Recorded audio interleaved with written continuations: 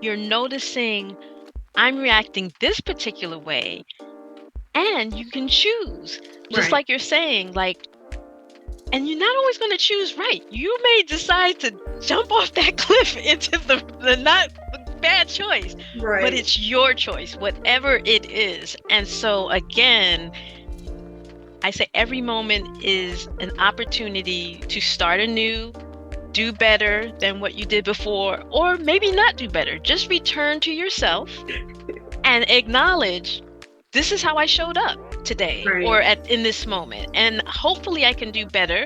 Maybe it'll take a few times. But that's what the mindfulness is, being aware that these are choices you can make and not sort of just reacting or being backed into a corner, Mm-hmm. and just responding to things like you're choosing. And that's a tremendous, I can't emphasize how tremendous a anecdote that can be.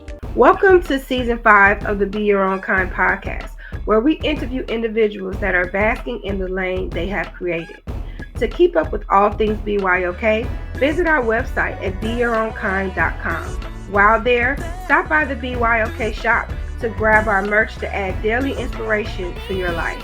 BYOK has also created a Facebook group that offers giveaways, business advice, and lots of laughs, and most importantly, sisterhood. Have time for a chat or to just get acquainted with your girl? Go to our site and click under bookings to set up a 30-minute coffee chat.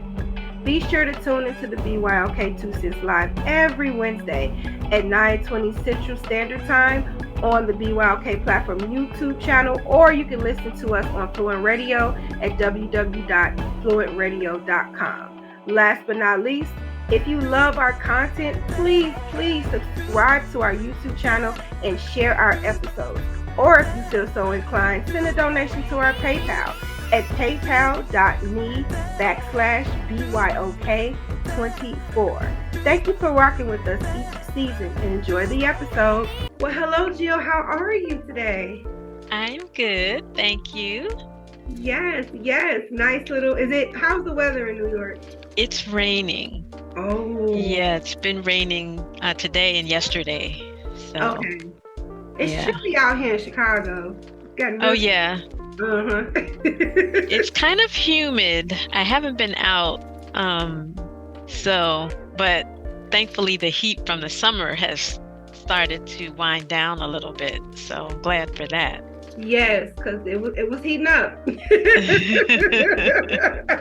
It was heating up over here in Chicago. So. But thank you for being on our podcast today. Thank you for just spending a little time with us to tell us a little bit about what you do and a little bit about your story. But before we get started, can you just give us a quick introduction of who you are? So my name is Jill Lanier. I am certified to teach and lead meditation and to teach mindfulness. I do lead occasional little sessions for people to just kind of stop, pause, and breathe and just get a sense of what a relief that can be for just 5 minutes at a time. Doesn't have to be a huge thing. I have been formally meditating for, I would say, about 6 or 7 years at this point. How I began to really get into my formal practice was my job, of all places, had some people come in and teach mindful workshops for several months. And so Mhm. I started with that. I liked it. And then they offered a teacher training, the organization that came in to lead the classes. And I said, oh, let me get a little bit more deeper into that. So I enrolled in their teacher training. That lasted for, I think it was a 6-month program. And Mhm. we finished just as the pandemic hit. So we finished in February. And then the next month, was lockdown. So I Um, was grateful to be able to have that time in person with my cohort to go through that program and to be able to finish it up. Uh, so that's a little bit about how I, got into my formal practice and where I am today. Okay, I love that. I love that. And I was reading your website, Mindful Renaissance, which literally is like mental liberation. Like that's how I looked at it. Anytime I see Renaissance, I'm like, a new beginning. Yes. Even before Beyonce. But yeah, like I always love that word or whatever. And while reading your website, I noticed that the four components of mindful renaissance is pausing, noticing, resting with fill in the blank, and choosing an agency just to navigate through life. And I think that's just super interesting. And so I'm wondering, like, how did you come? I know you gave us like how did you started with the mindfulness and work, but what was going on in your life where you felt you needed to go down this route, like to that birthed this whole process of this concept? So around in 2012, my father passed away. And so that was like a major kind of, life event. And then there were all these things going on in the world at the time.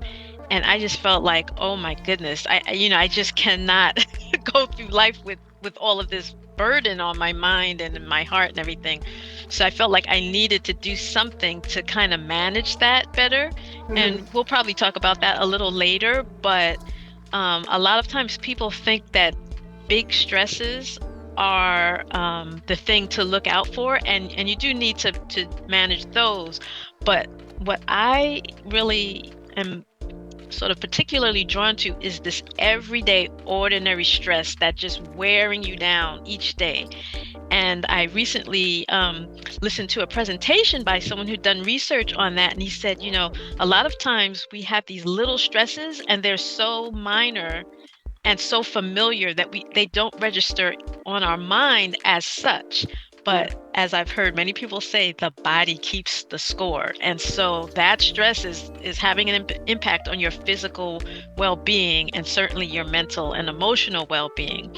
So just getting through the day to day, and everything has been crazy with the politics and everything like that. Yeah. So at some point you just really need to figure out a way to kind of just deal with that because it's nonstop. Right. And so I find that a meditative practice is excellent for that. And a lot of people, and I guess we'll talk about that later as well, don't feel it's for them. But my thing is, if you don't think it's for you, you haven't really like tried it in the way that it is meant to be practiced. And so a lot of people get discouraged right away because they have certain conceptions about what it is and what it isn't. And so I think that everyone could at least try it and probably benefit from it, especially people of color, women of color, definitely. Yeah, most definitely. And I feel like people that are like, I'm gonna be honest, when I first started mindfulness, it was too much because it was just too much, like all the thoughts just racing. And you're right, the more you meditate, the more you like, this aggravates me, and it's something that could have been happening for years, and you, what, like you said, you just get used to it, and yes. I think that's why some people feel like mindfulness or anything like that isn't for them, is because they're just used to it. Like they don't think anything needs to change because they're not, what do I want to say? They're not like cognizant of things that are actually bothering them, because like, oh, this is just how it is. But no, just like you don't have to stay how you are, things don't have to stay how they are either, Exactly. A lot of times people talk about, oh, I need to do something about my stress. Oh, I'm so stressed. But like you said, they think, but that's just the way it is. Stress is a part of life. And, there's nothing that I could do about it. So they don't really think about it. But once you do experience some degree of relief just from stopping a minute, you're like, oh, wow, I have been missing out. And there is something to be done. So if you'd like, I can get into kind of what is it appropriate for and what it's not appropriate for, because there are limits to it. So for one thing, meditation and mindfulness does not necessarily solve any problems that you have, and particularly like if you have any kind of underlying health issues, because stress gives um, genesis to or mimics these sort of symptoms that you might have. So it is always best to consult with a licensed professional healthcare provider, medical doctor, or even, a therapist or something like that, to get a handle on what your particular circumstances are. And so they may say, oh, yes, a mindful practice will be helpful, but to just really get at what some underlying issues might be that you're having that need additional support other than, just meditation. So that's one thing to keep in mind. As I was saying before, it doesn't solve the thing or change the things that you're dealing with, but it helps you to relate to them differently and perceive them in different ways. So say there's somebody that's kind of like annoying, and every time you encounter them, you have some kind of clash. With a mindful kind of practice, what you'll start to be more cognizant of is, what are those things that are triggering me? And then when you are aware, that's when you can make change. And even though it's just like this narrow little gap between what you're feeling and what that supposed source of stress is, that ability to choose what's going to happen next, what am I going to do next, that is the first step in getting relief, because the ability to choose is your agency that you mentioned earlier. Mm-hmm. That is a big factor in feeling not so, because a lot of stress comes from feeling like you don't have control. Right. And a lot of things you don't have control over, but there are things that you do have control over and can do something about. So you're clearing your plate of the things that don't need to be there, so that when the things that you can't control or rise up unexpectedly, your reserves have not been depleted to deal with those things. And so a mindful meditative practice just builds your capacity to get to that place. So you can start off with kind of short kind of sessions, but it's like exercise for that non-tangible part of yourself. So when we physically exercise, we build capacity to, say, walk farther or climb stairs or whatever. Right. But over time, the same thing happens with meditation. Like you were saying, when you first started it was just so much. So the meditation gives you that discipline to kind of, take those thoughts, intervene in the volume that they're occurring or the quality of them, and just sort of partner with the mind and say, okay, just slow it down a little bit. Like you will never get the mind to stop thinking. That's what it does.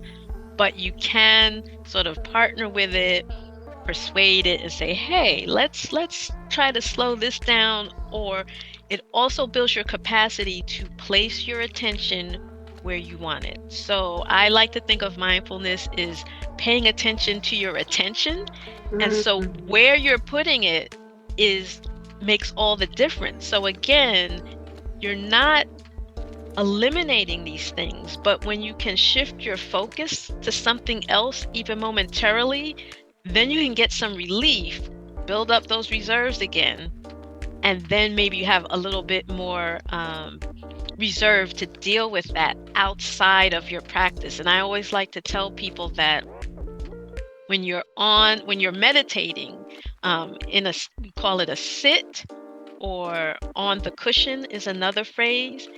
You're not meant to solve anything there. That is a place or a time for you to show up as you are, as best you can in that moment, and just notice what's coming up. So that's one of the parts of my framework, is just to notice what's there. You're not doing anything about it. You're not deciding in that moment when you're meditating.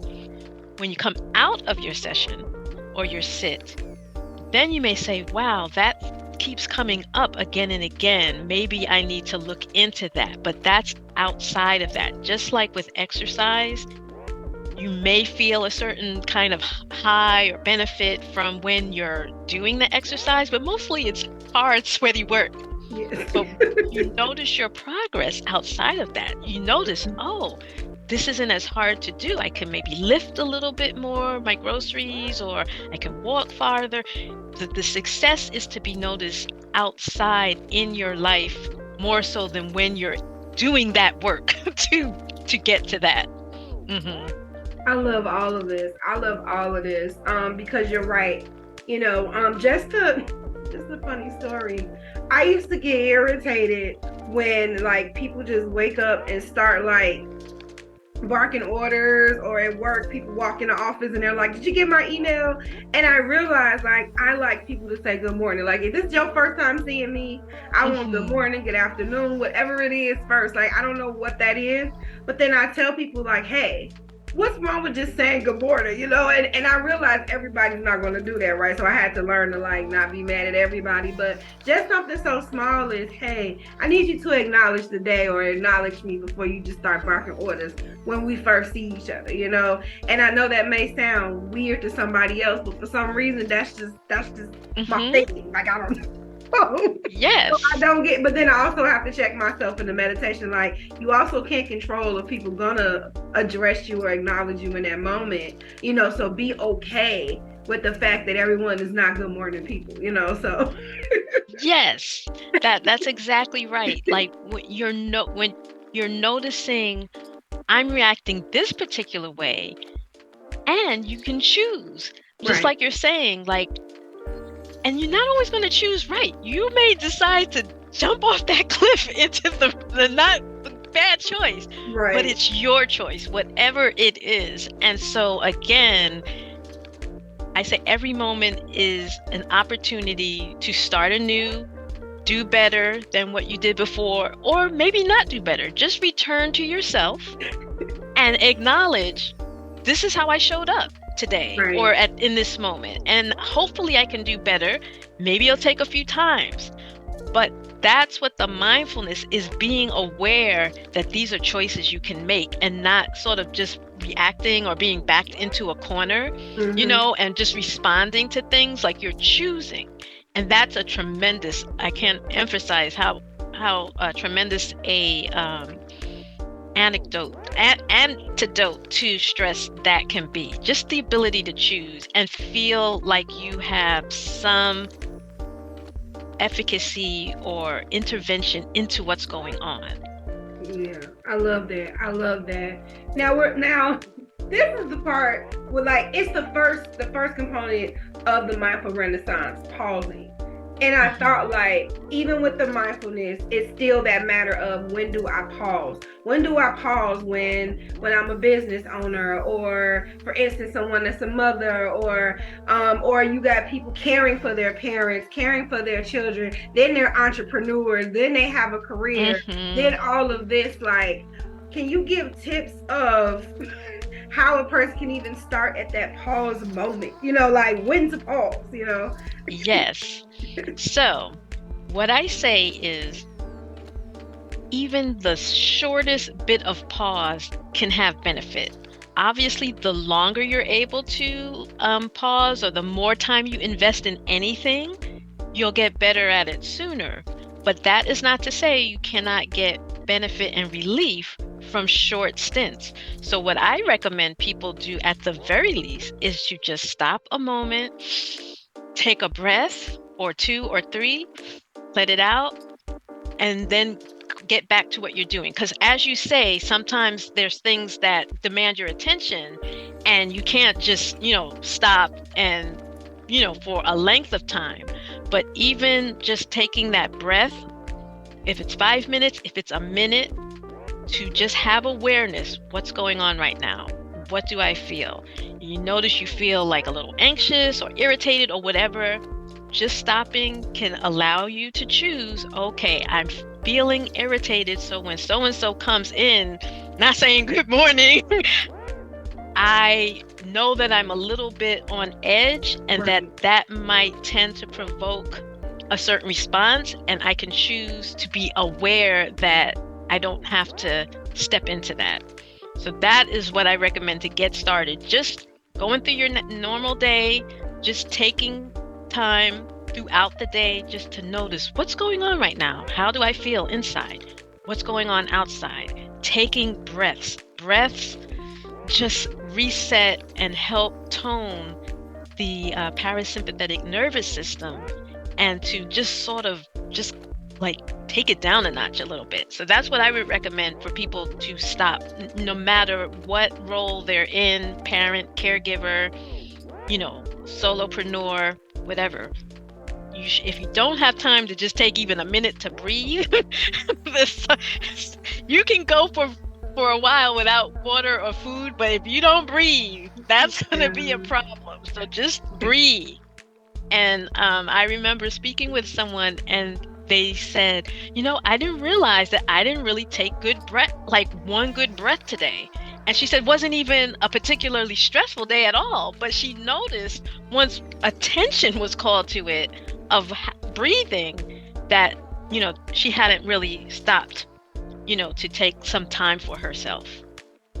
Welcome to Cooking with Curves, the cookie shop that also teaches you how to bake cookies. But first, let's get into these cookies because that's what we came for, the cookies. So we bake oatmeal-based cookies in 9 amazingly delicious flavors. And you could come in, choose from one of our flavors, and get it boxed up in a 4-cookie box, a 6-cookie box, and a 12-cookie box. And also, every Saturday and Sunday, we have hands-on baking classes for all ages. So you could come in, roll up those sleeves, and make some cookie magic with us. Fun, easy, and cookies are involved. So, of course, it'll be sweet. Book your next baking experience with us at cookingwithcurves.com.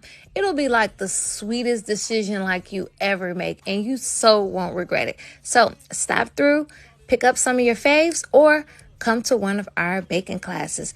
We can't wait to bake with you all. See you soon.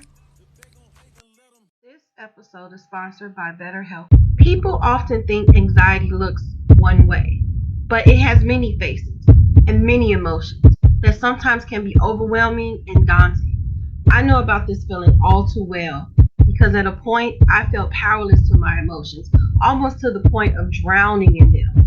So I decided to seek out a therapist to later learn that I have generalized anxiety disorder. If you have been experiencing the same feeling, please know that BetterHelp is here to help. BetterHelp offers licensed therapists who are trained to listen and help you. You have the option of talking with a therapist in a private, online environment at your convenience. There is a broad range of expertise in BetterHelp's 20,000 plus therapist network that gives you access to help that may not be available in under 48 hours. All you have to do is fill out a questionnaire to help assess your specific need, and then you get matched with a therapist in under 48 hours. Then you will schedule secure video and phone sessions. Plus, you get to exchange unlimited messages, and everything you share is completely confidential. Thanks to therapy, I learned the tools that I needed to conquer my anxiety and over obsessive thinking. I did it afraid, and I took that leap to talk with someone, to later learn that it was going to be okay and that I was going to be okay. Please know that you can request a new therapist at no additional charge anytime. Join the 3 million plus people who have taken charge of their mental health with an experienced BetterHelp therapist. And better yet, get 10% off your first month at betterhelp.com/BYOK. That's betterhelp.com/BYOK because you deserve it. The book is a collection of essays. It's part memoir. It talks about the things that I went through growing up in the Catholic Church and the abuse that I experienced. It talks about the residential schools, and it talks about girls in Canada and how our voices are not heard and not listened to and not respected and not treated with the respect that they deserve. Lots of people look at Canada and they go, oh, it's such a great country and everybody's so kind. Everybody loves a Canadian. But the thing is that girls suffer exponentially in this country. Our education suffers, our mental health suffers, and we're not talking about that. We don't talk about it in Canada. We're very good at keeping our secrets and pretending that everything is fine on the surface. Meanwhile, underneath everything is bubbling. And so this book is really dedicated to the girls of the world who feel like their voices have been stomped on and not heard. Well, and it's not purposeful, right? Because like I said, you got so many things going. But I feel like what you said earlier, your body keeps record. I love that. I've never heard it like put succinctly put like that. You know, you may think, oh, I'm fine, and your heart and your organs, whatever's gonna bother you, is like, you're not, you're not, we're not fine. And it's kind of like it protects itself, right? Like it's constantly trying to heal and it's constantly trying to this, and we just push it past its limits. And I think that's when we're made to sit down. I remember I was working so hard one time doing this, staying up to 3 in the morning, then going to my primary job, and I sat down for 1 second. I just went to sleep, like, and I woke up like my body literally just said no. Like, and I was in the middle of doing something, and I fell asleep, and I woke up in a chair. Like, not like, when did I even fall asleep? Like, your body knows how to stop you. Like, it will. It definitely will. But Jill, you brought up an excellent point about projecting. How, especially people in customer service, I think they get projected on way often than anybody else. Where people they just got a lot of stuff going on, and whatever they're going on, they project it on the person next to them. And I think that does also come from not taking that breath. Like, I'm not the one you're mad at. You don't even know me, but you know, you're taking it out on me, or taking it out, and when you go to McDonald's or when you go to the bank, you know, and these people are just doing their jobs. Yes. You know, and I feel like I don't even think some people are not even cognizant of how they project their stress off on others, even the ones close to them. You know? So, absolutely. Yeah. So that's what I'm thinking about, that pause, like, because I feel like that pause is that self-awareness period, right? That gives you the opportunity to kind of take a check on, you know, what's happening, and that leads into the notice part. Is to literally notice what's happening, and again, not trying to necessarily do anything about it in that moment, but just becoming aware. And if you get in, like, meditation is a practice, so this is an ongoing, recurring thing. It's not sort of like, oh, I did this, you know, this morning and I'm set for the rest of the month or whatever. A practice means to do over and over. And with meditation, it's not like arriving at a destination. It's this ongoing grooming. I think of it as, again, this daily hygiene for your spirit. And just like you comb your hair every day, you brush your teeth, you take a shower, it's not thought of like, oh, I can take a shower on January 1st and then I'm good. You do these things over and over again because they get messed up with the wear and tear of the daily living.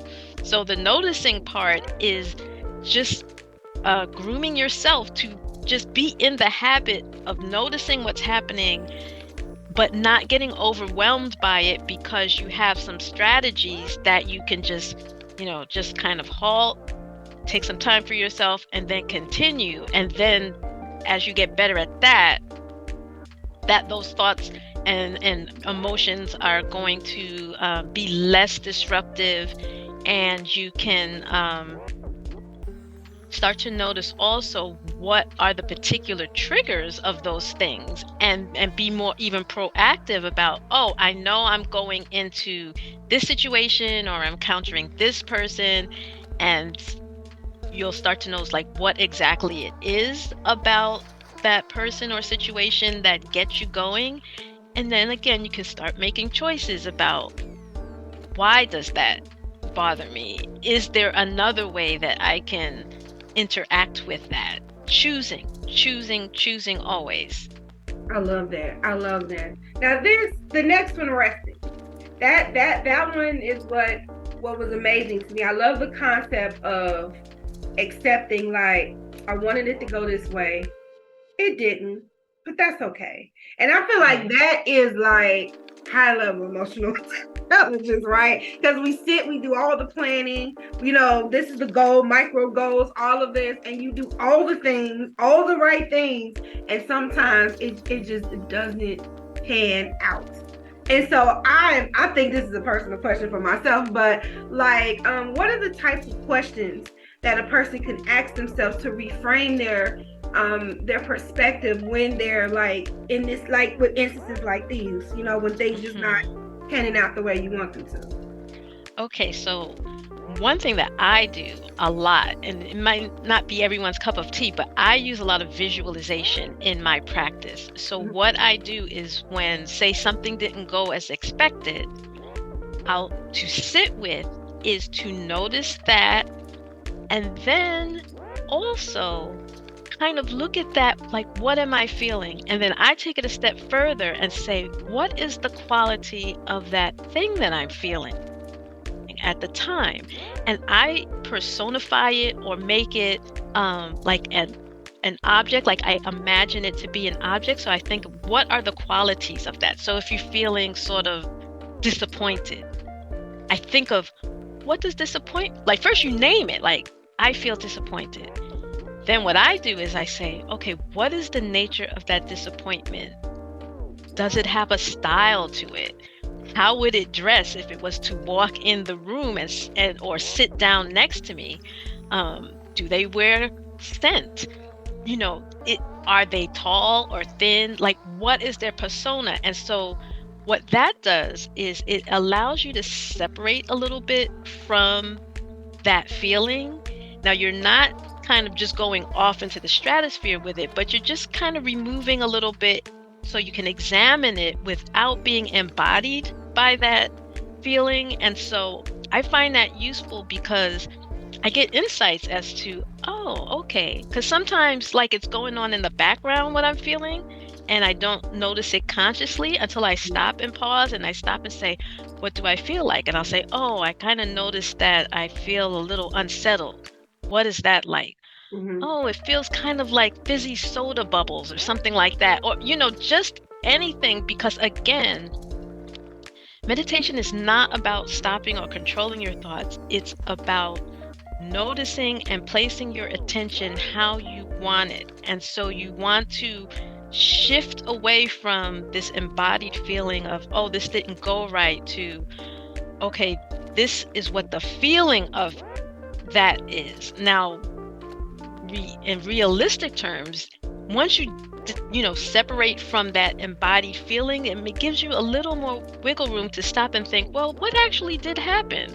Okay, this went okay, but I could maybe boost up this other part the next time and make it go better. Things don't, like they say, no plan survives the battlefield. So you look at that and you say, oh, there were some things that went well, and I want to keep doing those or build on those. And some other things I see where, okay, I could have done this differently or a little better. And so once you allow that self-compassion for yourself to consider what you're doing and to not feel overcome by that, that is what resting with is to sit with and let those emotions come in, acknowledge them, because when you try to push them away, they are gonna kind of try to poke their way through again. And so when I'm in a meditation session with myself and things come up, I said I use visualization a lot. I have a whole little parlor that I send these guests in and say, okay, I'm acknowledging you. Just have a seat in there. We'll be with you, because this is a way that you acknowledge what's happening, but not letting it disrupt. Like, you want to sort of be intervening in that process. And so to me, that is what resting with is it's just really kind of sitting with those feelings that even in the sitting with is uncomfortable, and coming to terms with discomfort is a part of life, and to not shy away from it, because you miss a lot when you kind of avoid certain things. And again, sometimes those things could be overwhelming, and this is why I say you may need additional support. from a professional healthcare provider to help you work through things, but at least in the session that you're having with yourself is to become aware, oh, this is a thing, and I may need some additional help with that. That's perfectly fine. I love that. I love that emotional sitting room. Like everybody, everybody, all emotional sit here for a minute. Yes. I love that because no one waits longer in the waiting room than when you go to the doctor, right? And so by the time you see the doctor, you're healed because they're like, "How are you feeling?" I don't even know anymore because. But I love that because sometimes when you rest and sit with it, you realize it wasn't even that. It was very small. Mm-hmm. It's not even gonna matter in the next 10 minutes. That's the questions I ask myself, like, is this even gonna matter in the next 20 minutes or tomorrow or a couple of months? Some stuff do, but most stuff, you know what I'm saying? So I love that. I love that emotional sitting room. And so now we're into you kind of brought up a couple of agencies that people can use to help support them. You know, while on this journey, we mentioned therapy, we mentioned acknowledgement, you know, or just sitting in our emotions. What are other agencies that you would suggest? So, one big part of getting through this life, no one does it alone.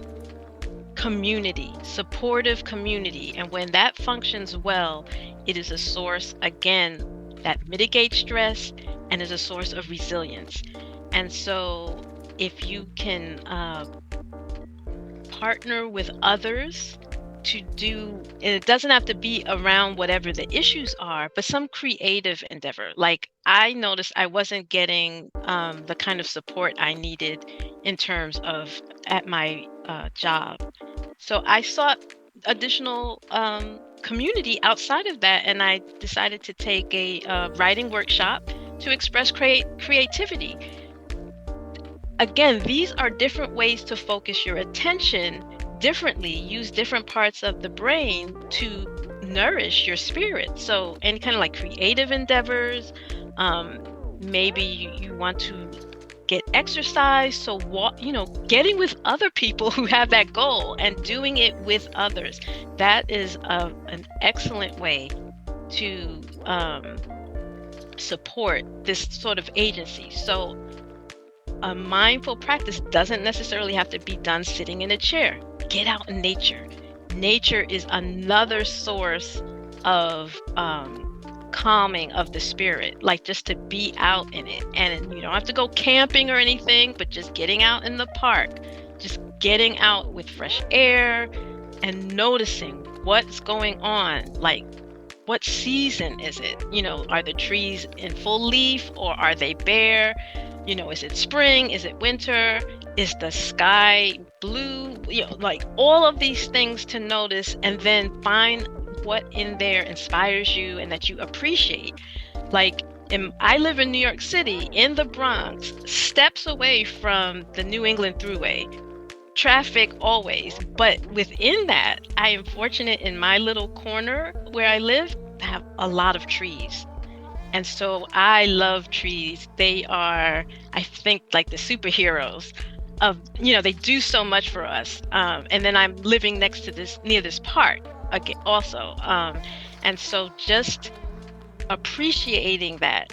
And so 3 like key attributes, I think, of a mindful practice is gratitude, compassion, and humility, of just knowing you're not in this alone. If somebody else is experiencing something similar, might not be exact, but in that way we are connected, in that way that there are things that are particular to being a human being, and we all experience some aspect of that at some point, fear, loss, illness, or whatever it is. So those are the 3 attributes that you could try to cultivate, and just noticing what's in my life. Like even when something went bad, appreciating what's good about it, what is giving you that life, so to speak. And compassion particularly, because we talk about extending compassion to others, but if you don't cultivate it for yourself and extend it to yourself,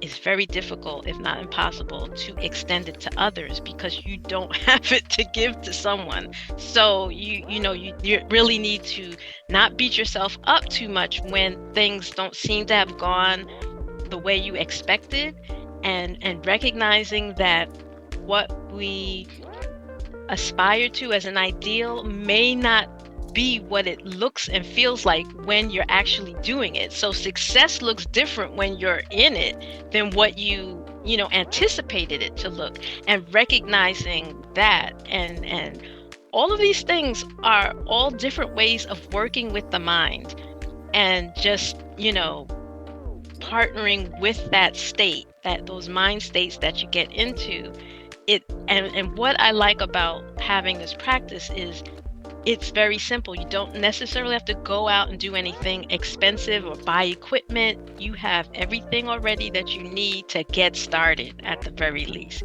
you have the breath, you have your body, you have your mind, and those three things you can get started. And you don't have to go for long periods of time. People think, oh, I have to sit 30 minutes, an hour. No, start off slow. Do 5 minutes. Build up your capacity to go longer. When I first started, I think I was doing maybe 10 minutes.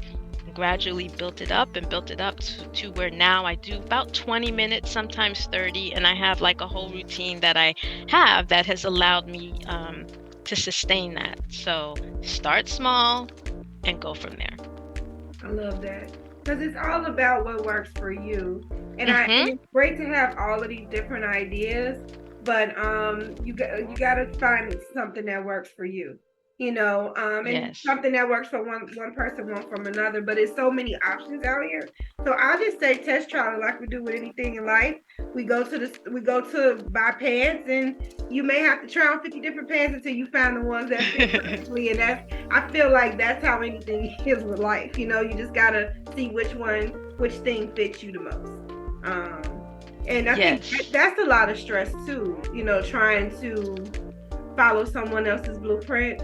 I know this is a big thing. I've read this thing a million times. All successful people wake up at 5 a.m. So I'm trying to wake up at 5 a.m. Never can wake up at 5 a.m. And I'm like, I'm failing.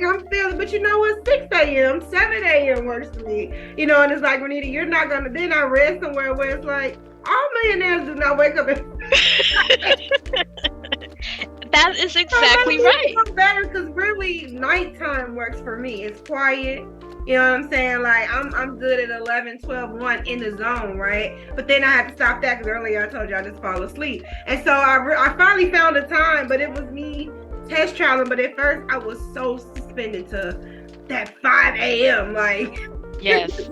And that was stressing me out. That's how it is with weight loss. Like they tried Jenny Craig, and Jenny Craig worked for them, but it's not working for you. And so you like, I'm never gonna lose weight. Or you see people follow this certain blueprint to be millionaires, and you're doing all of this, and it's like I'm not making $1 on my store. You know what I'm saying? And that's why I feel like it's like put it in perspective of, it's nice to try this, but if it doesn't work for me, let me try something else. And that too stops all those emotions, in my opinion.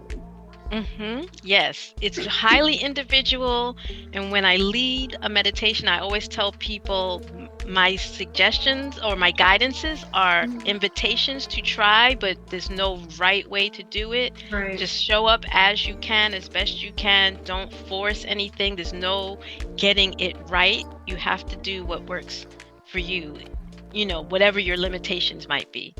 Exactly. And that's where that self-compassion comes in. Like, okay, I tried it. At least I tried. Let me try something else, instead of us looking for other people's results. And I always say that that's the social media is great, but one of the detriments of it is the art of comparison, and how that's kind of perpetuated. Even when you're not trying to mimic, it's thrown in your face, and you like, oh, maybe I can. It's ads, and even when they added ads to social media sites, I'm like, oh my god, like, get this template here, join this course here, learn how to be your best self. That's my favorite course. Because how can somebody teach you what's your best? I mean, they can tell you how to tap into it, but I don't know. I'm not gonna get into but yeah. Like they're selling hope, but they're selling their perspective of hope.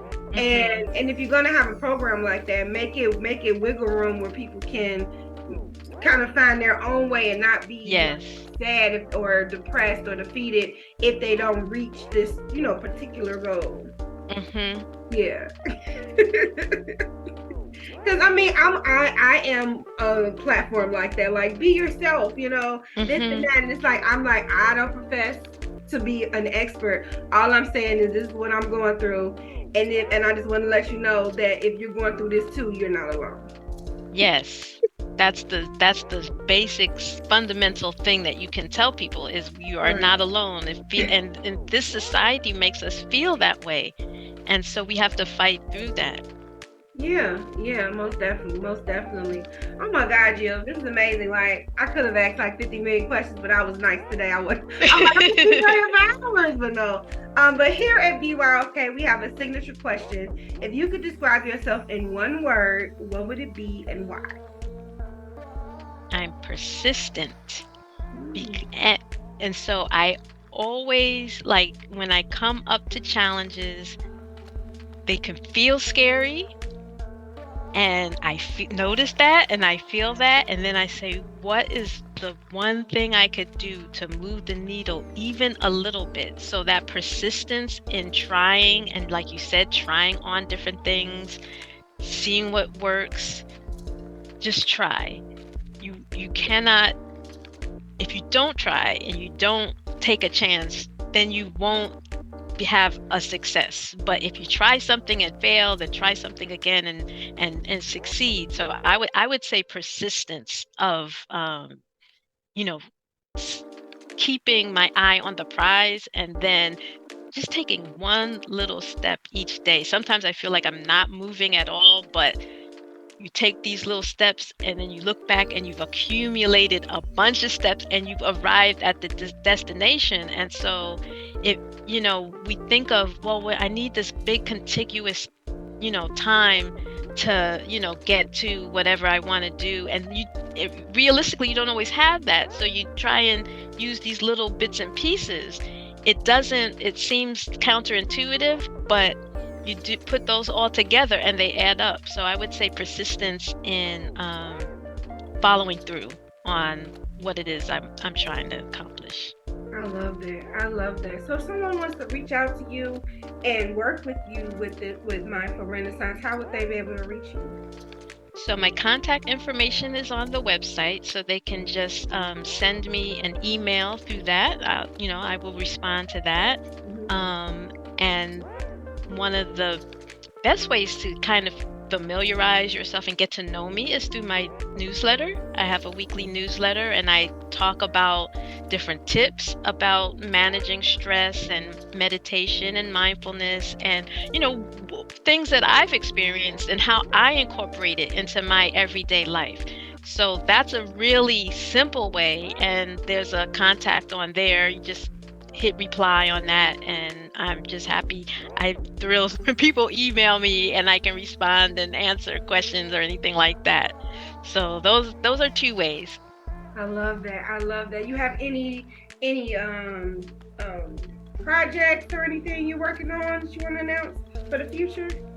At the moment, no. I'm sort of in my quarter forward push and just polishing up some existing projects and then getting myself set up for the new year. I kind of used the fall for that. So at the moment, other than I do have what I call mindful reset sessions, which was just feeling what it is like to pause and breathe. I haven't set the final date yet. So I'll share that information in my newsletter, and I am on social media on Instagram and Facebook. So I announce those things there as well. Okay. And so the links to all of that, I believe, should be in my newsletter. Okay, and it'll also be in the notes. But for people listening, what is your Instagram handle? Yes, Mindfully Jill, at Mindfully Jill.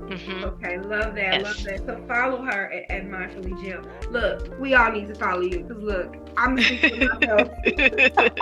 Any tips I can get to reframe my perspective is ideal for me, because that's in the space that I'm in now. Just learning how to appreciate the gray space, the in between. Not just be happy when the goal is reached, but be happy in the journey of while I'm reaching that Yes. goal. And so that's where I'm at on my gratitude road, because I find that I'm more grateful when I'm paying attention, like you said, to those little things. It's those little things, just like the little things build up with aggression, little things build up in gratitude as well. And so Yes. that's the space that I'm in. So I feel like viewers, I feel like you all are in that space too, from the feedback that I get and on social media. So be sure to follow Jill to get more tips on to dealing with those stressors, and knowing that we all have stresses, from the richest to the poor. We all have stresses. They're different, but we all got some stresses, okay? And it's good when you put those things in perspective, then they don't take over our life and they don't cause us to waste time or cause us to be burnt out. So it's very important to be cognizant and aware. And I thank you for spreading that information, because it's definitely needed. Thank you so much for having me. I enjoyed our conversation. I love sharing this information with others. Yes, yes. Thank you so much, Jill, for being on this. This is just a gem of information. You are a gem to the world. And so next time, everyone, don't forget to be kind to yourself. And once you do that, according to Jill, you can be kind to others. And so next time, bye. Bye bye.